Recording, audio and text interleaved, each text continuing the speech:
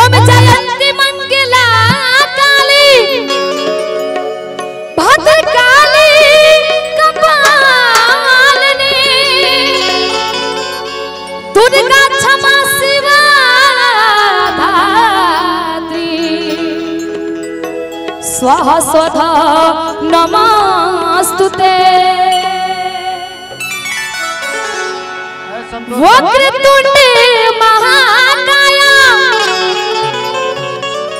सूर्यकोटि समप्रभा निर्विघ्नं कुरु मे देव सर्वे कार्येषु सर्वदा। एगो माई के 2 लाइन भजन ओकरा बाद लोग ठीक बा। हाय एगो भक्त के भाव कहे के बाबा अब हम क्या करें बताइए ना, हमारी क्या गलती है। साउंड वाले भैया बढ़ा दीजिए जी, नाल का हाफिज बढ़ा दीजिए, दे दीजिए उसमें जो भी मांग रहे हैं। हो कि मन भावे मैया के चुनरिया गोटेदार सैया ले ले अइहा कि मन भावे मैया के चुनरिया गोटेदार सैया ले ले अइहा हे राजा ले ले अइहा।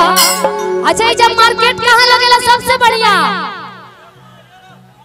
चौसा वाह कहतरी कि मन भावे मैया के चुनरिया गोटेदार सैया ले ले अइहा हे राजा ले ले अइहा। आ जाता रो चौसा के बाजार आ सैया ले ले अइहा आ जाता रो चौसा के बाजार आ सैया ले ले अइहा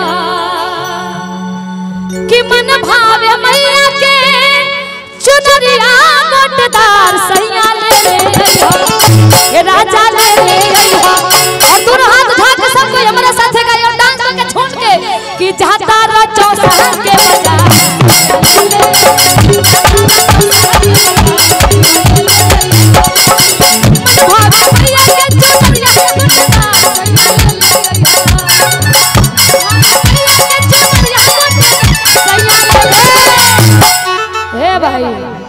सैया ले ले अइहा चौसा के बाजार माई खाती के चुनरी मंगाई दोनों हाथ उठा के और ताली के साथ झूम के कि जाता रो चौसा के बाजार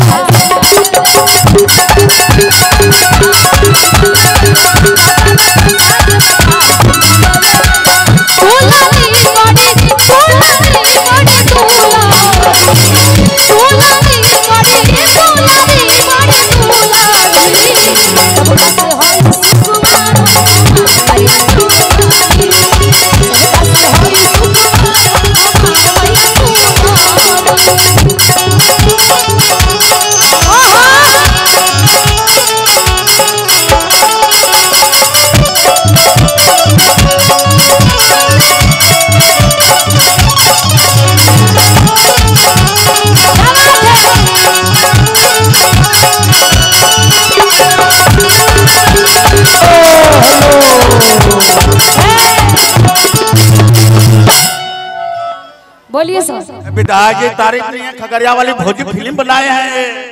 हाँ खगड़िया वाली भौजी।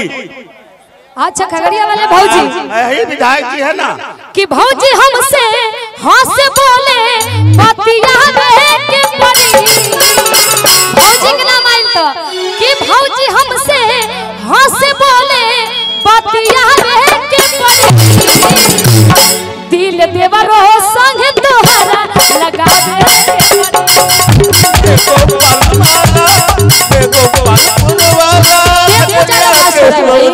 तोरा ठुमका लगावन भौजी हमसे हंस बोले बतियावे के परी आ दिल देवरो संगे तोहरा लगा दे दिल देवरो संगे तोहरा लगा दे परी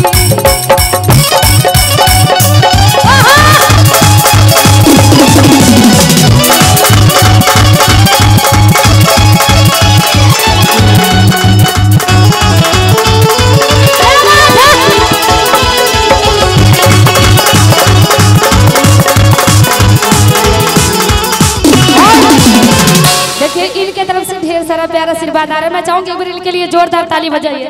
और अच्छा क्या नाम है सर का? अवधेश सर।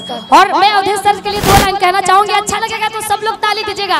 कहना है अरे निरहु तो बन गईले हीरा, मनोज भैया बन गईले नेता। अरे निरहु तो बन गईले हीरा, मनोज भैया बन गईले नेता। बनाई दे तू है मैया, बनाई दे तू है मैया। अवधेश भैया के सब कर चाहेता, बनाई दे तू है मैया। अवधेश भैया के सब कर चाहेता, बनाई दे तू है मैया। निरहु तो बन गईले हीरा, मनोज भैया बन गईले नेता। निरहु तो बन गईले हीरा, मनोज भैया बन गईले नेता। बनाई दे तू है मैया, बनाई दे तू है मैया। अवधेश भैया के सब कर चाहेता, बनाई दे तू है मैया। अवधेश भैया के सब कर चाहेता, बनाई दे तू है मैया।